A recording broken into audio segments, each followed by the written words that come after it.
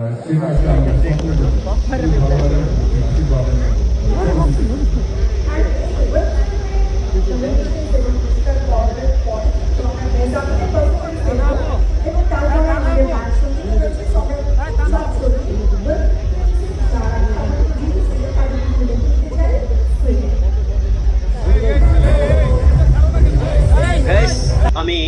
এই ভিডিওটা আমার ক্যামেরার সামনে আনতাম না, কিন্তু এভাবে যদি দিন দিন সমাজকে অশ্লীলতায় পরিণত করে, প্রতিবাদ কে করবে?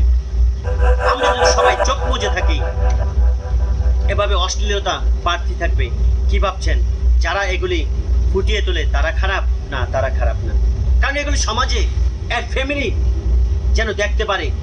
এই জন্য সবাই শেয়ার করবেন, প্লিজ সবাই শেয়ার করে দেন। এসব মেয়ে জন্ম দেওয়ার চেয়ে শূন্য থাকা অনেক ভালো।